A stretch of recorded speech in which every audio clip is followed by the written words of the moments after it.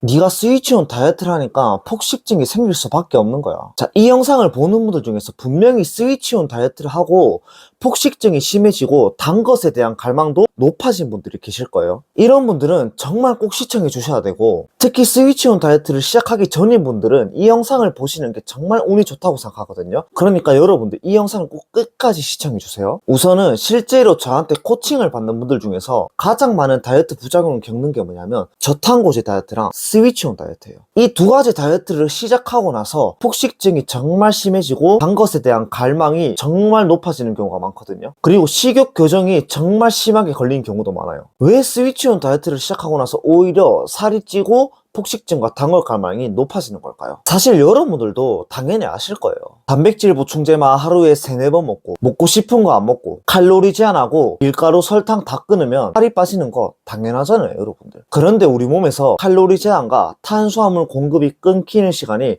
한 달에서 2달 이상 장기적으로 발생하면 어떤 일이 일어나는지를 여러분들이 꼭 아셔야 돼요. 이런 일이 발생했을 때는 생물학적으로 폭식증이 터지는 건 굉장히 정상입니다. 남들보다 탄수화물 욕구가 오르는 것도 정말 정상이에요. 여러분들도 잘 아시겠지만 우리 몸은 음식을 먹어야지 생존할 수 있어요. 그 중에서 음식은 3가지로 나뉩니다. 당연히 탄수화물, 지방, 단백질이겠죠. 이 중에서 우리가 생존에 가장 중요한 거, 가장 유리한 거, 탄수화물이에요. 가장 빠르게 에너지로 충당되는 영양소이기 때문이에요. 자, 그런데 여러분 한 가지만 생각해 볼게요. 여러분이 지나가다가 어떤 사람이 갑자기 돈을 10만 원 준대요. 그런데 이 10만 원을 일주일 뒤에 받을래? 지금 당장 받을래? 라고 물으면 여러분들은 뭐라고 답하실 거예요? 웬만한 사람들은 지금 당장 받는다고 하겠죠. 왜 그럴까요? 돈이 당장 지금 많을수록 무의식적으로도 우리가 생존에서 가장 유리하다고 생각하기 때문입니다. 돈이 없는 것보다 있는 게 당연히 우리가 살아가는데 더 풍족하니까요. 자, 그러면 생각해 볼게요. 우리 몸은 생존을 위해서 가장 빠르게 공급되는 자원을 좋아할까요? 가장 느리게 공급되는 자원을 좋아할까요? 당연히 가장 빠르게 공급되는 에너지죠. 그게 뭐예요, 여러분들? 흡수가 빠른 탄수화물이에요. 탄수화물은 우리 몸에서 쉽게 저장되는 에너지이기 때문에 즉각적으로도 빠르게 에너지로 사용할 수 있어요. 그래서 사실 혈당이 빨리 오르는 에너지가 생존에서도 가장 유리한 에너지이기 때문에 우리가 본능적으로 정제된 탄수화물을 좋아할 수밖에 없는 거예요. 그래서 우리 몸은 자체적으로도 탄수화물을 생산할 수 있고요. 정확하게 말하면 포도당이겠죠. 자, 그러면 우리가 다시 한번 생각해 볼게요. 탄수화물 말고 우리가 생존에서 가장 중요한 자원이 뭐가 있을까요, 여러분들? 바로 돈이죠. 그런데 여러분들이 어느 날 회사에서 잘렸다고 상상해 보세요. 모아둔 돈은 있기는 하지만 내가 벌어들이는 돈은 갑자기 끊기는 거예요. 그러면 어느 정도 불안하지 않겠어요, 여러분들? 왜? 생물학적으로 생존에서 불리해지기 때문이에요. 그러면 여러분들은 어떻게든 새로운 직장을 구하거나 아르바이트라도 뛰어서 돈을 공급받겠죠. 마찬가지로 생존에서 가장 유리한 탄수화물 섭취가 극단적으로 낮아지면 우리 몸은 생물학적으로 정제당 욕구를 올릴 수밖에 없습니다. 왜? 살아야 되잖아요, 여러분들. 물론 탄수화물 섭취가 극단적으로 줄어도 우리가 죽는다는 건 아니에요. 왜냐하면 지방과 단백질로도 충분히 살아갈 수 있으니까요. 그래도 우리 신체가 가장 좋아하는 건 탄수화물입니다. 우리 몸은 언제 굶어 죽을지 모를 상황을 대비하기 위해서 항상 탄수화물을 갈망할 수밖에 없어요. 그래서 우리가 스위치온 다이어트 같은 극단적인 탄수화물 제한을 하게 되면 생물학적으로 폭식증이나 단 것에 대한 갈망이 올라가는 것은 어쩔 수 없는 일입니다. 단백질을 더 먹는다고 해서 식욕이 안정되는 것도 아니고 지방을 더 먹는다고 해서 식욕이 안정되는 것도 아니에요. 가장 중요한 건 탄수화물이에요. 자, 제가 정말 유명한 이야기를 하나 들려드릴게요. 미네소타 대학교 실험실에서 36명의 건강한 젊은 남성들을 모아서 칼로리 제한 섭취를 시킨 적이 있어요. 처음에 12주 동안은 3200칼로리를 먹이게 하면서 그 기간이 끝나고 나서 약 6개월 동안 3200칼로리에서 섭취했던 걸 50%로 줄여서 1600칼로리만 섭취하게 만듭니다. 6개월이 지나고 나서 다시 재급식을 시작해서 점진적으로 칼로리 섭취를 늘리게 만들었습니다. 이때 무슨 일이 발생했을까요? 역시나 우리 뇌의 생존 본능을 이길 수가 없었어요. 당연히 여러분들이 잘 아시는 것처럼 처음에 1600칼로리만 먹게 했을 때는 당연히 체지방이 빠지는 일이 일어났습니다. 이거는 누구나 아는 사실이죠. 그런데 문제점이 뭐냐면 이 사람들이 어떤 생활을 하는지 봤을 때 계속해서 자기들끼리 음식과 관련된 대화만 나누고 하지도 않던 요리책을 보고 음식 레시피를 분석하고 음식 사진만 바라보면서 시간을 보냈다고 해요. 그런데 여기서 정신적 변화를 살펴봤는데 사회적으로 고립되면서 점점 말수가 줄고 혼자 있는 걸 선호하게 됐어요. 그렇게 칼로리 제한 섭취가 끝나고 나서 칼로리 섭취를 늘리게 만들어줬다는 거죠. 이때 무슨 일이 발생했을까요? 일부 참가자들이 하루에 8,000칼로리에서 10,000칼로리나 섭취를 했어요. 계속 과식을 멈출 수 없고 음식을 몸에 저장하려는 그 본능이 계속해서 나타나기 시작했고요. 이게 몇 달이 지나도 식욕이 조절되지 않아서 비만이 된 참가자들도 있었다고 합니다. 이게 정신적인 후유증 때문에 일부 참가자들은 계속 시간이 지나고 평생 동안 음식에 대한 집착이 사라지지 않았다고 해요. 그러니까 이 이야기가 주는 의미가 뭐냐면 극단적인 칼로리 제한과 탄수화물 제한이 우리 몸의 생존 본능을 일으키면서 저장하려는 모드를 만들고 식욕을 비정상적으로 증가시키면서 에너지를 계속 보존하는 상태로 만들게 됩니다. 다이어트 후에도 체중이 계속 심각하게 증가하고 적게 먹어도 살이 안 빠지는 이유가 바로 여기 있는 거죠. 에너지를 계속 보존하기 때문이에요.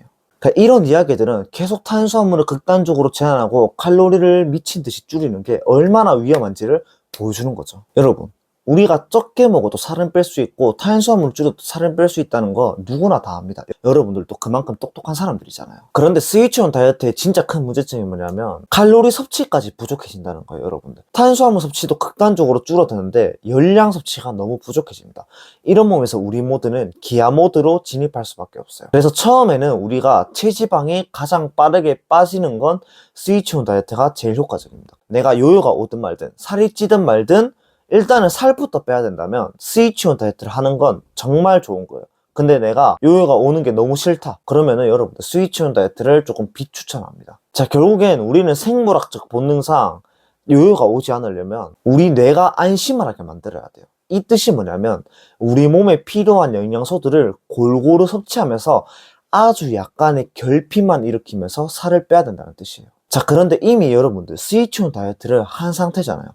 이런 상태에서 지금 우리 몸은 탄수화물 섭취가 그동안 부족했고 기아 모드에 진입했고 여러분들이 계속 굶었다고 판단하기 때문에 이때까지 여러분들이 먹지 않았던 영양소들을 계속 몸에 채우려고 영양소들을 계속 먹게 만들 겁니다. 식욕을 올리게 만들 거예요. 그러면 여기서 여러분들 칼로리 결핍으로 인한 다이어트를 할 수 있을까요? 절대 없어요, 여러분들. 왜? 여러분들이 이미 지금 굶어버렸기 때문에 뇌는 지금 생존 모드에 들어간 상태고 계속해서 정제당에 대한 욕구와 탄수화물 욕구를 계속 올리게 됩니다. 이런 상황에서 여러분들이 지금 다이어트 자체를 곧바로 시작할 수가 없어요. 그러면 우리는 뭐부터 해야 돼요, 여러분들? 뇌가 들어간 생존 모드와 기아 모드에서 회복돼야겠죠. 이게 바로 대사를 회복시켜야 된다는 거예요, 여러분들. 지금 오히려 여러분들이 극단적인 다이어트를 함으로써 대사 체계가 완전히 붕괴된 상태인 겁니다. 이게 기아 모드로 진입했다는 말과 똑같다는 거예요, 여러분들. 그러면 우리는 여러분들 살부터 빼야 되는 거예요? 기아 모드에서 빠져나와야 되는 거예요? 기아 모드에서 빠져나와야죠. 이 방법이 뭐냐면 우리가 다시 증량을 해야 돼요. 왜? 우리가 그동안 영양소 섭취를 줄여왔으니까 다시 우리가 영양소를 많이 먹어준다고 뇌에 신호를 줘야 돼요. 그러면 우리 뇌는 어떤 식으로 느끼냐면 아, 얘가 드디어 굶지 않는구나, 드디어 충분히 먹어주나 라고 생각하면서 체지방을 놓아주기 시작해요. 자, 우리가 한 가지 생각해 볼게요. 여러분들이 회사에서 돈을 많이 받아요. 그러면 여러분들이 돈을 저축하는 것보다 쓰는 비율도 높아지겠죠. 왜? 내가 돈을 많이 버니까 안심이 되는 거예요. 그러면 나는 소비해도 괜찮아, 이렇게 되는 거죠. 그런데 여러분들 월급이 적어요. 지출되는 돈이 많아요. 그러면 어떻게 되겠어요? 저금하는 돈이 많아지겠죠. 우리 몸도 마찬가지예요. 우리가 밖에서 공급되는 에너지가 적을수록 저장하려는 이 스위치가 커지게 되는 거예요. 우리가 공급되는 에너지가 충분하다고 느낄수록 우리 몸은 그때서야 체지방을 놓아줘도 돼. 왜냐면 얘가 밖에서 먹어주는 에너지가 많잖아. 그러면 나는 체지방을 조금씩 놓아줘도 즉각적으로 공급되는 에너지가 있으니까 약간 살이 조금씩 빠져도 괜찮아. 몸이 이렇게 느끼는 거라고요. 그때 우리는 다이어트를 실행할 수 있고 살이 빠지는 몸으로 진입할 수 있다는 거예요. 그래서 우리가 다이어트를 할 때 가장 중요한 건 뭐냐면 살이 빠질 수 있도록 외부에서 공급되는 에너지가 계속 있어야 돼요. 계속. 무슨 말인지 아시겠네요, 여러분? 이 방법이 뭐예요? 우리가 지금 대사를 회복시켜야 된다는 거예요.